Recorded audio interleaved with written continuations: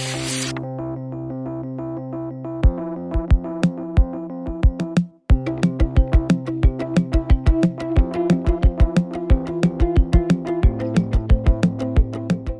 a todos, hoy vamos a ver qué son las ondas sonoras y cómo podemos encontrar, digamos, la velocidad con que se propaga el sonido y cosas por el estilo.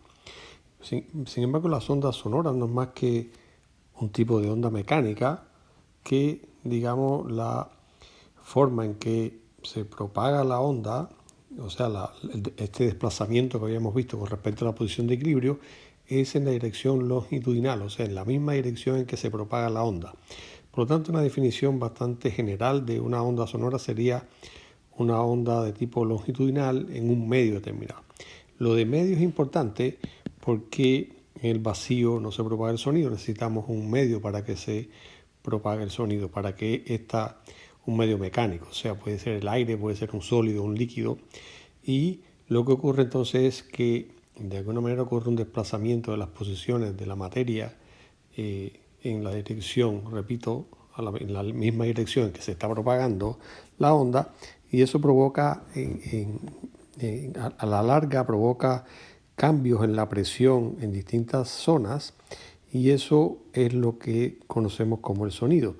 El oído humano es sensible a ondas con frecuencias entre 20 y 20 kilohercios, y entonces, bueno, ahí todo lo que de alguna manera la frecuencia de esa onda que esté en ese rango, nosotros lo podemos oír. Por supuesto que hay otras ondas que ocurren a frecuencias que no son audibles, pero que igual existen, ¿no? Digamos los ultrasonidos y cosas por el estilo que tienen frecuencias distintas o en un rango diferente. Entonces, un poco lo que le estamos queriendo decir es que lo que detecta el oído son estos cambios en la presión. Entonces, bueno, tratemos de entender cómo es que podemos encontrar alguna relación para esta onda digamos, en un medio determinado. Empecemos por ver esto en el aire.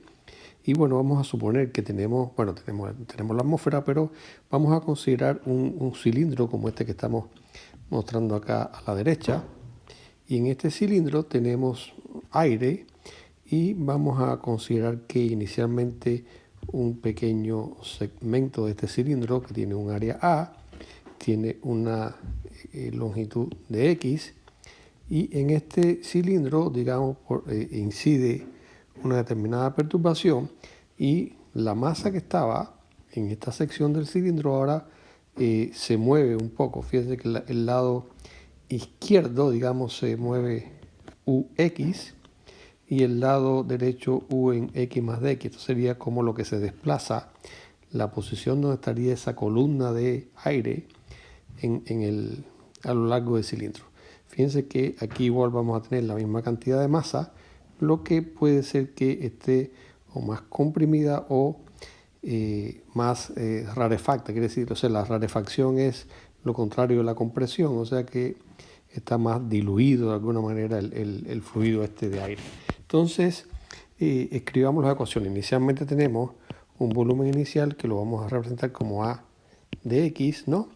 Y una vez que ocurre este cambio, el volumen final, ¿quién será? Bueno, será el área.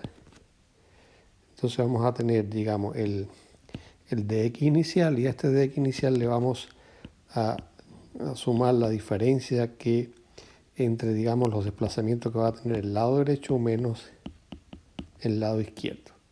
Ok, entonces esto lo podemos escribir como el volumen final. Este sería el volumen inicial más A que multiplica a UX más DX menos U en X. Y esto, entonces la diferencia de volumen, que sería U final menos U inicial, entonces ¿quién sería? Bueno, sería A por U X más DX menos U en X. Y esto lo podemos escribir, ya esta técnica la hemos usado en varias ocasiones.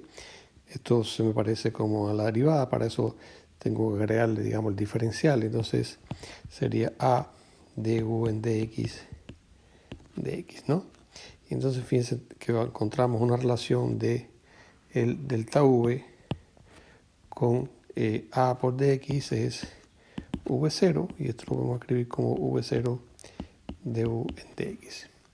Entonces, por otro lado, bueno, nosotros conocemos que en el aire este proceso ocurre, digamos, de alguna manera rápido, por lo tanto, el fenómeno termodinámico, el proceso termodinámico que conocemos al respecto es un proceso adiabático. Entonces nosotros lo que queremos ahora es encontrar una relación entre volumen y presión, o sea, cómo se relacionan. Y para eso, en un proceso adiabático, conocemos que, digamos, la presión final por el volumen final a la gamma, que gamma es una constante que depende del gas, y esto igual a la presión inicial por el volumen inicial a la gamma, y esto es una constante, como les decía.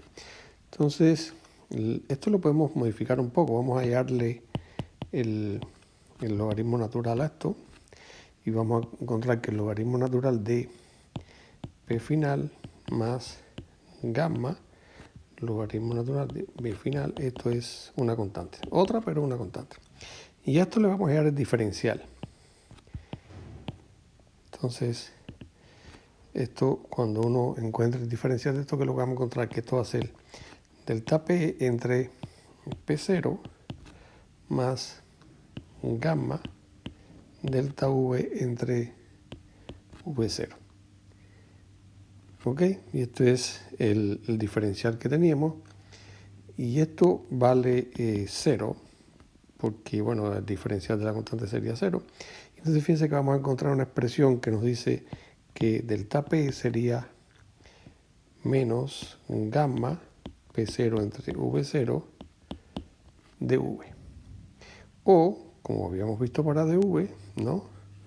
Justo aquí lo tenemos, o delta V, estaba relacionado de esta manera, y aquí donde está delta V ponemos menos gamma P0 V0, y aquí vamos a tener V0 dV en dx. Los V0 se me simplifican y me queda entonces una expresión que me relaciona la variación de la presión con el, digamos, el desplazamiento que tiene esa columna de aire. O sea, vamos a encontrar, esta expresión sería menos gamma P0 dV en dx.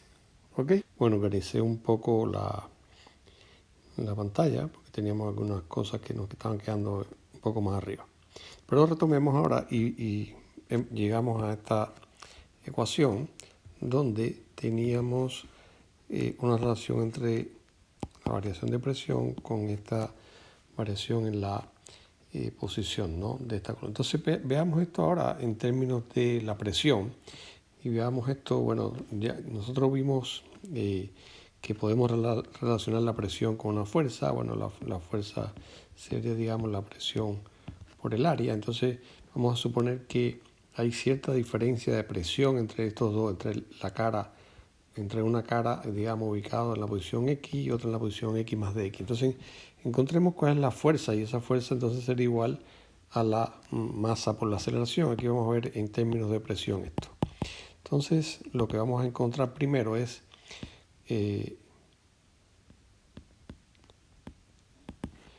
digamos, en términos de, aquí vamos a ponerle de presión.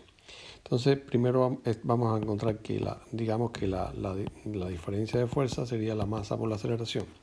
¿Y la aceleración quién es? Bueno, primero la masa, ¿quién sería? Bueno, la masa sería la densidad que tiene ese pequeño cilindrito, ¿no?, de que tiene un ancho de X por el volumen. O sea, sería la densidad, sería ρ, esto vamos a llamarle ρ0 por el área por dx. Eso sería la masa. Y la aceleración, bueno, sería cuán rápido está cambiando esa posición con respecto al tiempo, y sería dt2. Y tendríamos el lado derecho de la ecuación. Nos falta, digamos, la diferencia de fuerza. Entonces, ¿quién sería? Bueno, tendríamos la presión en un lado, que sería P0 más digamos, P0 es la presión atmosférica. O sea, tenemos presión atmosférica y un pequeño incremento debido a esta onda que está actuando sobre el medio. Entonces tendríamos del lado izquierdo P0 más delta P X menos lo que tenemos en el lado derecho, que sería P0 menos delta P en X más dx. eso lo multiplicamos por el área y nos da la fuerza. Y esto es igual al lado derecho que tenemos encima. Vamos a dejarlo mientras tanto ahí. Pero fíjense que aquí, bueno, las P0 se me simplifica y me va a quedar, esto sería delta P en X menos delta P en X más dx por A, ¿no? Pero fíjense que para delta P habíamos encontrado la relación que teníamos arriba y podemos escribir esto de otra manera. Podemos escribir esto y fíjense vamos a ocupar esta relación, la relación que tenemos acá, la vamos a ocupar. Y entonces con el menos cambiamos el signo este que está aquí. Entonces, ¿qué vamos a tener? Gamma P0. Y aquí voy a tener, en vez del delta P, voy a poner du en dx, evaluado en x más dx, menos, y entonces el delta P me quedaría menos du en x, d en x. ¿Ok? Esto por A. Pero fíjense que esto es una construcción que se nos parece a lo que ya hemos visto varias veces. Esto, si le ponemos un dx debajo sería como la derivada. Por lo tanto, aquí nos quedaría esto como gamma P0 de 2u de x2 igual al lado derecho, que ahora sí lo vamos a escribir, que sería, ahí nos falta a por a, ¿no? Y esto sería igual a ρ0 a, aquí también nos falta dx, el dx que tenemos que incluir allá en la segunda derivada de esto, el diferencial a esto, y aquí me queda ρ0 a de x, y esto es d2u de t2. Y fíjense que aquí ya este a por dx lo podemos simplificar. ¿Y qué es lo que nos va a quedar? Nos va a quedar algo con una estructura que se parece a la ecuación de la onda que habíamos visto. Continuemos de este lado. Y entonces fíjense que me voy a quedar algo como gamma P0 de 2u de x2 es igual a ρ0 de 2u, de 2u de t2. Y entonces la ecuación de la onda que habíamos visto, que no es más que c cuadrado de 2u de x2 igual a de 2u de t2. Y de aquí entonces yo puedo decir que mi c cuadrado, ¿quién va a ser? Pues va a ser gamma P0, ¿no? Entre ρ0. Y esto sería la velocidad con que se propaga el sonido. Fíjense que aquí ya vamos a tener que c sería la raíz de gamma P0 entre ρ0, donde ρ0 sería la densidad que tiene el aire, P0 sería la presión atmosférica, esto sería la densidad del aire, y gamma es una constante que, si ustedes se acuerdan de termodinámica, gamma para el aire era aproximadamente 1.4. ¿Ok? Entonces fíjense que aquí nosotros ya podemos, con estos datos, calcular cuánto es la velocidad del sonido. Incluso podemos hacer algo un poquito más. Podemos decir, bueno, conocemos que P por V digamos N RT, la ecuación de los gases, para N igual 1, o sea, un mol, ¿no? ¿Qué es lo que vamos a tener? Bueno, vamos a tener, y vamos a suponer que tenemos la presión igual a la presión atmosférica, y tenemos, digamos, un volumen que le corresponde a ese mol que vamos a tener. Entonces tenemos P0, ¿no? Va a ser igual a R por T, estamos un mol solamente, con el volumen 0 que tenemos. La densidad, ¿quién sería? El ρ0 sería la masa de un mol entre el volumen que tiene un mol. Entonces, sustituyamos esto en la ecuación anterior y vamos a tener que C, o la velocidad del sonido, sería gamma. P0 tendríamos RT dividido entre V0, y aquí ρ0 sería la masa entre V0. Los V0 se me simplifican y me queda la raíz de gamma RT entre M.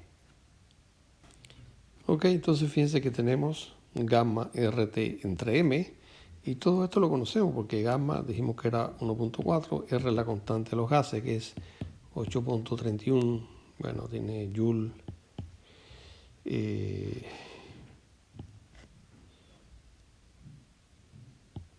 Kelvin, ¿no? Entonces, y claro, aquí hay un mol. Entonces, la masa molar del aire, esto es un dato que podemos encontrar, pero les digo que esto es 28.8 por 10, por 10 a la menos 3 kilogramos por metro cúbico, ¿no? Entonces evaluamos esto y vamos a suponer una temperatura de 20 grados Celsius. Entonces esto se quedaría como la raíz de 1.4 por R, que sería 8.31, por la temperatura, aquí tenemos que ponerla en grados Kelvin o en Kelvin, sería 293, y esto dividido entre 28.8 por 10 a la menos 3. Y esto, si ustedes lo evalúan, esto va a dar 344 metros por segundo. Y esto es lo que es la velocidad del sonido en el aire. O sea, esa velocidad se transmite o se propaga el sonido en el aire. Por supuesto que en otros medios va a cambiar esa densidad, va a cambiar esa velocidad. En un rato, ahora veremos qué es lo que pasa cuando tenemos esa propagación del sonido en un sólido. Bueno, continuemos entonces con el sonido, pero ahora en un sólido, y veremos que es muy parecido a lo que habíamos encontrado anteriormente, lo que tendremos que definir algunas otras características o otras magnitudes para encontrar la velocidad del sonido en un sólido. Por lo pronto les voy a decir que bueno, un sólido también se puede deformar levemente y luego regresar a la posición o estado inicial, ¿no? Entonces, para un material elástico vamos a definir, o se definió una constante que es el módulo de Young. Bueno, Young fue un científico que estudió esto, que no es más que, este módulo de Young no es más que la relación entre la tensión ejercida, o sea, en este caso tensión va a ser fuerza por unidad de área, y la deformación unitaria producto, digamos, de esa tensión. Entonces sería I, sería este módulo de Young, sigma sería esta tensión, y epsilon sería la deformación unitaria. Fíjense que primero, este módulo de Young, se imaginarán que puede tomar valores muy grandes para sólidos, digamos, rígidos, como digamos los metales, el acero, el fierro, demás, este módulo de Young puede tomar valores realmente grandes porque necesito hacer mucha fuerza para que se deforme, ¿no? Ok, eso puede tomar valores, ahora como veremos en un rato más. Entonces este epsilon, en principio recuerden que por deformación unitaria estamos entendiendo es un parámetro adimensional, significa, podemos escribirlo, digamos, como la variación en esta deformación por, digamos, vamos a suponer que tenemos un segmento delta X y delta U sería lo que se me deforma ese segmento delta X, ¿no? Esta sería la deformación de un segmento que tiene delta X de largo, ¿no? Entonces esto lo puedo escribir, digamos, en el límite infinitesimal como du, la derivada parcial de u en dx, ¿no? Entonces fíjense que vamos a tener la misma situación que teníamos antes, este cilindro, pero ahora va a ser un sólido, y este cilindro, digamos que voy a tener un pequeño segmento que va a ser de ancho de x, esto va a tener una determinada masa, que ahora lo vamos a ver, y bueno, la masa, ¿quién va a ser? Bueno, va a ser la densidad, va a ser el área que tiene esto y por el dx, ¿no? Que sería ρ por el volumen, ¿no? Entonces, debido a cierta acción, ¿no? Una tensión determinada que se crea, bueno, ocurre una pequeña deformación de ese segmento de x, donde ahí tenemos estas coordenadas que van a ser ux y u en x más dx, nos van a decir cuánto cambió la posición con respecto al punto inicial de equilibrio que tenía. Entonces, bueno, esta ecuación que teníamos la puedo reescribir y decir que sigma, que no es más que esta tensión, vamos a poner sigma en x, porque bueno, si estamos trabajando como una onda, vamos a suponer que la tensión no exactamente es igual en todos los puntos, pero eso ahora lo veremos.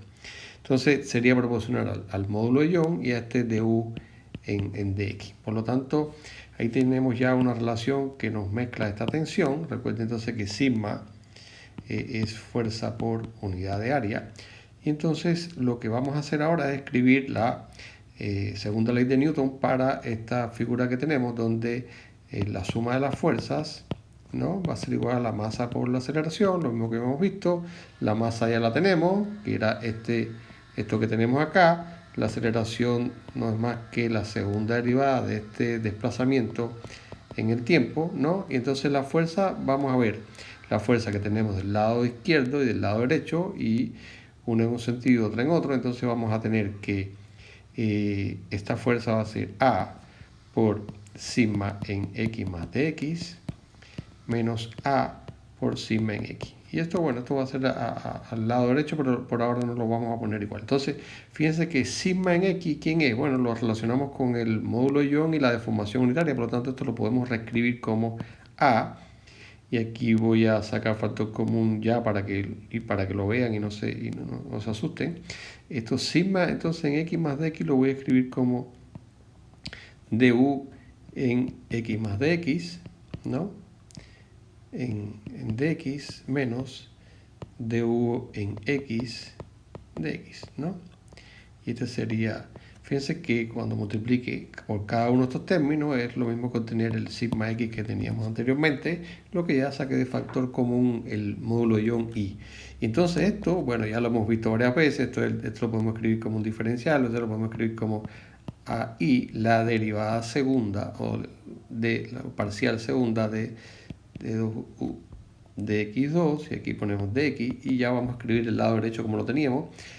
La masa sería esto que tenemos, rho a de x, rho a de x sería la masa, y aquí tenemos d2u de t2 que sería mi aceleración. Y bueno, aquí ya vemos que las áreas se me van a simplificar. Como esto es un diferencial, podemos quitarnos estos términos, porque bueno, lo podemos, viendo de otra manera, los pasamos a un mismo lado de la ecuación, y como eso va a ser 0, entonces lo que está dentro, o sea, se lo puedo escribir para que lo entiendan, pero no es tan importante ahora. O sea, vamos a hacerlo por completitud para que entiendan, porque ya lo hicimos una vez.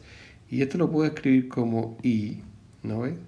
D2U de x2 menos rho D2U de t2, ¿no? Por dx igual 0. Y como esto es válido para cualquier dx, por lo tanto esto aquí vale 0. Esto es más o menos lo que estamos diciendo. Entonces escribamos esto de otra manera, y es simplemente I sobre rho de 2u de x2, aquí me faltó el 2, es igual a d2u de t2. Y esta es la ecuación, la famosa ecuación de la onda que ya conocemos, donde entonces la velocidad de propagación va a ser simplemente el módulo de ion entre la densidad. Entonces fíjense aquí que tenemos ya otra expresión para el sólido, y para eso necesitamos conocer cuánto vale el módulo de ion de un determinado material y cuánto es su densidad. Entonces, mientras mayor sea el módulo de ion, mayor es la velocidad de propagación, y por supuesto también es inversamente proporcional a la rho. Veamos un valor para ponerle esto en contexto. Veamos el acero. El acero, bueno, yo encontré ahí en unas tablas que este módulo ion, como les decía, bueno, es bien grande, 20 por 10 a la 10 newton metro cuadrado, es inmenso, ¿no? Y este rho, bueno, el acero hay de distintos tipos de acero. Bueno, yo tomé un valor, pero igual no es tan importante el valor exacto, sino tener una idea de qué es lo que está. Entonces es 7.850 kilogramos por metro cúbico la densidad del acero, o sea, 7 toneladas es lo que pesa un metro cúbico. Entonces, si uno introduce estos datos aquí, este cálculo es muy fácil, nos va a dar que esto da 5.047 metros por segundo, o sea, casi 20 veces más rápido que la velocidad del sonido. Por lo tanto, eso es lo que siempre hemos visto, o lo que ustedes conocen de la vida cotidiana, que el sonido en un sólido viaja muy rápido. ¿Okay? De la misma manera también el sonido en otros medios que son más sólidos también va a viajar mucho más rápido que lo que viaja en el aire. ¿Okay?